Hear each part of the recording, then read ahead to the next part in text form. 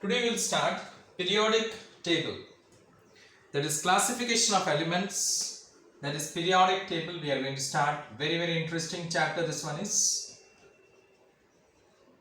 Now coming to periodic table, let me tell you that the idea of periodic table first came to Robert Boyle. Alright, the idea of periodic table, the first came to Robert Boyle. Robert Boyle first of all thought that why not to classify the elements, because studying individually the elements did not solve the purpose. Alright, it did not solve the purpose. So hence he thought of classifying the elements, because if you study individually the elements, then you cannot have a group classification. Alright, you cannot study a grouping, you cannot study their properties. Alright, you cannot have individual, only we can come to know individual properties, only we can come to know, and that is possible only when very few elements was known to us, very few elements. So at the time of Robert Boyle, only very few elements was known to him. So this idea just came. Robert Boyle could not do anything much about it. So the idea just came into Robert Boyle that why not we'll have a classification of the elements, so that the elements, their properties can be studied in a, in a proper manner. We can classify the elements in a group and we can study in the form of group instead of studying it individually, we can say that. So that is the idea of classification came to first to Robert Boyle, I should say that. So what he found is that if you arrange the elements, the method of arranging the similar elements together and then separating them from the dissimilar elements, not only arranging the similar elements but also to separate them from the dissimilar elements, is known as what? Classification. This is known as classification. This is called as a classification of the elements. So the aim of classifying the elements is so as to have a group study of the elements, so as to have a proper study of the elements and their compounds also. Not only the elements, when the elements they are going to form compounds. So how the compounds are going to behave. For example, let us say like we are having we can say that now we can say that like group 1 we are having. In the group 1 we are having the alkali metals. So and when the alkali metals reacts with oxygen, it forms what? Metallic oxide. So what I said? Alkali metals. First I said, because I have got a group now. Got it? These metals are mainly what you can find, they're soluble. These not metals, they're metallic oxides and hydroxides. They are soluble in water. Got it? They are soft. They can be cut with a knife. So many things here I can say you upon group 1, what you can say, the elements we can say that. So what we do is that not only we do that, but also at the same time we say the difference between group 1 and group 2 metals. Group 1, as it is called alkali metals, later on you will study that group 2 is called as alkaline earth metals. So that is a need of classification. That is a need of classification. When you classify the elements, not only you will be classifying, you will be keeping the similar elements in a group, but also you will be separating the dissimilar elements from that particular groups. We can say that. Got it? So that is the need of classification. The early chemists, that is Robert Boyle, they tried it their best to classify the elements, to bring the elements together. We can say that. Got it? Now, this was done in 18th century. We can say in the beginning of the 18th century, this method was thought of. So, after that, early chemist, after Robert Boyle, the early chemist who was there, they classified the elements on the basis of the properties. What properties? You know, metals are having metallic luster, non-metals do not have. Metals, they are sonorous, non-metals do not have. Means they make sound. Metals, they are good conductors of electricity, non-metals do not have. Correct? Metals, they are good conductor of heat, non-metals they are not good conductor of heat. Metals are malleable and ductile, non-metals are not malleable and ductile. Got it? So we classified the metals and non-metals. Okay, fine. But there are also certain elements which are metalloids. That was forgotten. That was not known to us at that particular time. That there are certain elements are there which are metalloids, which possess the properties of both metals as well as non-metals. What we'll do in that case? So what we'll do in that particular case? For example, as I said you, metals are good conductors of electricity, non-metals are not. But carbon, under carbon we know one of the allotropes of carbon is a graphite, which is a good conductor of electricity. But diamond is not a good conductor of electricity. Same. Another allotrope of carbon is your diamond, which is a poor conductor of electricity, but graphite is a good conductor of electricity. We can say that. Graphite is having a metallic cluster. If you talk about metallic cluster, iodine is a non-metal which is having a metallic cluster. In this way, many exceptions came into being, many metalloids came into being. So this classification was, so to say, was discarded in that particular manner.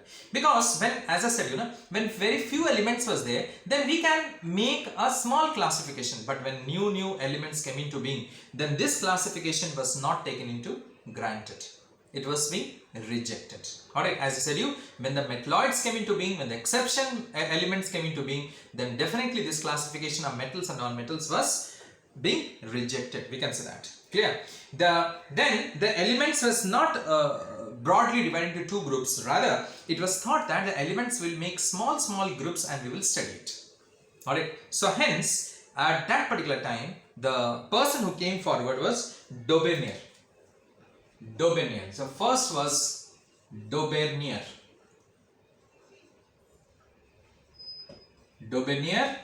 Law of triads.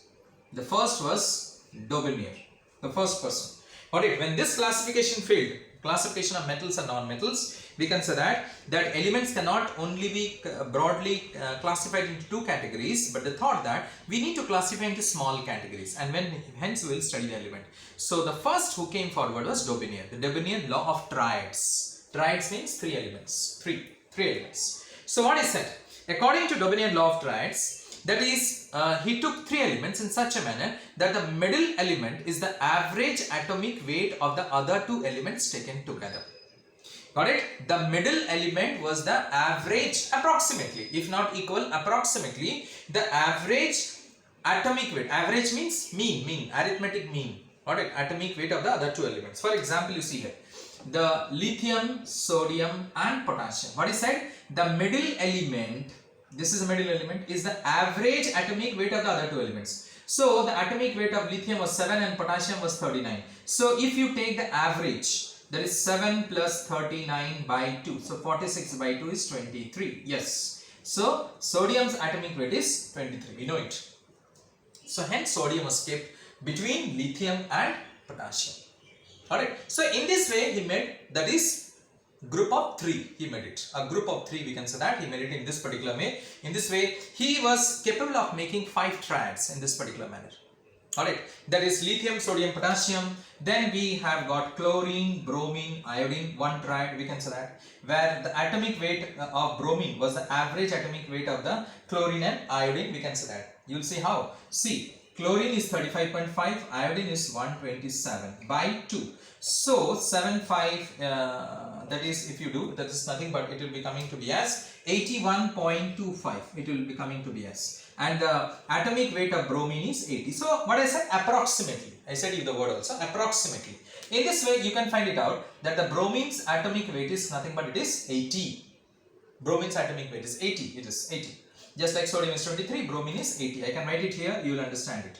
That is 80. So it is nearly, it is the same. In this way, this was the second triad, he took it. Similarly, we can take calcium, strontium, alright, calcium, strontium and barium, we can say it, the third one. Next, the fourth one was taken was phosphorus, arsenic, and he took it was antimony. Phosphorus, arsenic, antimony. Then we can take the fifth one as ferrous, cobalt and nickel, in this way. So here you will find it out, the middle element is the average, average atomic weight of the other two elements taken together. In this way, he was capable of making, in this way, 4 to 5 triads, I should say that, he was capable of making. He could not arrange all the elements in this particular manner. He was not, able to arrange all the elements, because it is not necessary that always the middle element will have the average atomic weight of the other two elements. It is not necessary. Alright, clear? So, and also there is a probability that in the group a dissimilar element will come.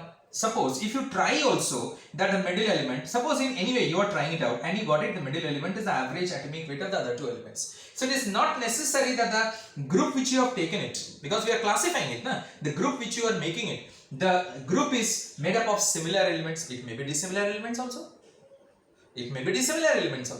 Alright, it's not necessary. Here of course we got the similar elements, but it can be dissimilar elements also. Alright, it is not necessary that it will be of similar elements. That was also, the chance was there. Got it? It's not necessary. Got it? As I said you, that always the middle element will be the average atomic weight of the other two elements. Now here you can see is that if you see the atomic weight of this all elements, then iron atomic weight is 56, cobalt is 58.9 and nickel is 58.7. It is nearly same. Iron atomic weight is 56, cobalt is 58.9, nickel is 58.7. Nearly it is same, you can say that. Nearly. Alright, the middle elements and this particular element, the atomic weight is nearly same, we can see. So in this way, there were a lot of what you can say disadvantages was involved. But apart from these disadvantages, that he could not arrange all the elements in this particular manner, it is not necessary that always the middle element will have the average atomic weight of the other two elements.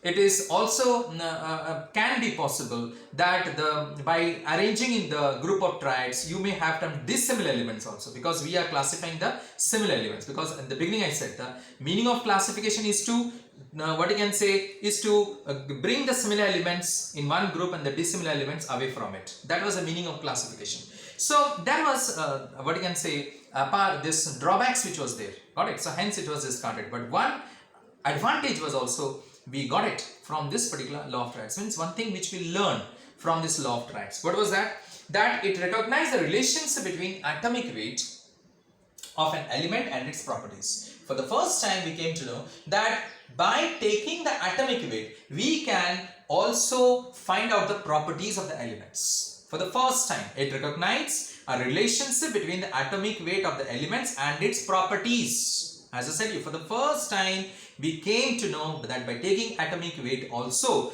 we can classify the elements. That is what I can say. So this was the advantages of what you can say the Daubigny law of triads, or what we learned from his particular periodic table. Of course, he could not arrange all the elements. He did not leave any gap for the undiscovered element. So if a new element will be discovered, then what we'll do for it? Alright, so no space was given for that particular purpose.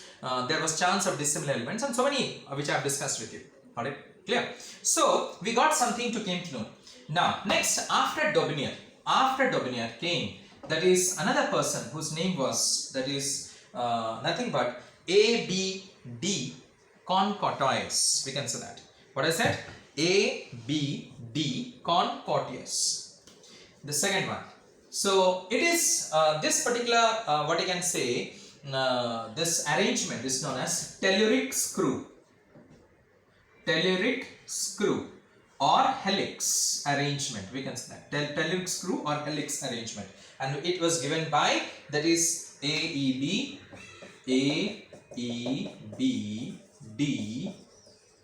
Concordius. In this way, it was given by him. We can say that. T-O-I-S. Sorry.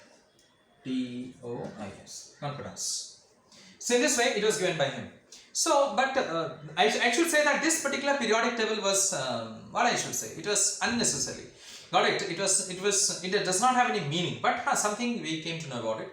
Why it was not having any meaning? Why it is in many of the books you will find it is not there also. Just for your reference, I am saying you. Now you know what he did.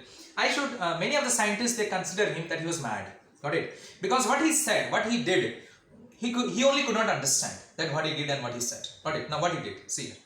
He took a plain paper. Alright, he took a cylindrical object. Let us say this is a cylindrical object is there. He took a plain paper. Now what it is that he draw 16 vertical lines over it. 16 vertical lines. He draw on that particular paper. Clear? This is a plain paper. He draw 16 vertical lines in this way. Why it is 16? Because atomic weight of oxygen was 16. Why atomic weight of oxygen? Because according to Concordius, oxygen he considered as the most reactive element which reacts with all other elements to form the compound. It's true. That is true. So this is the advantage of this particular periodic table. We can say that he told us that oxygen is an element which reacts with, combines with most of the elements. Today also we know that most of the elements it combines and it forms the respective oxides, the respective compounds it forms. So hence his reference element was oxygen and he took 16. Now after that what he did? He draw an angle of 45 degree upon it. 45 degree he draw an angle upon it. and he put it over that particular cylindrical, what you can say, object. He pasted it, and he said that the elements which are below, this particular angle are having the properties similar to that of, what you can say, oxygen, and the elements which are above this particular line are having the properties dissimilar to that of oxygen. Now the question comes, which elements are having the properties similar to that of oxygen? No answer. Which elements are having properties dissimilar to that of oxygen? No answer. Acha. Oxygen is a metal or non-metal? That at that time we are not knowing about it. Alright, in details we are not knowing, as we are knowing it today. At that time it was not known. So hence you can see that his whole work was, what to say, it is completely vague, we can say that. But one thing we are studying today is that he said that he took oxygen, and from there he came to know that yes, oxygen is a very reactive element. It combines with most of the other elements to form the respective oxides, hydroxides, we can say that. Alright, so that for that particular thing we are considering his particular periodic table, we can say that. That is AEBD Cancodise, that is Tedrick screw, we can say that. Next came, that is the third one was Newland's law of octaves. Newland's law of octaves.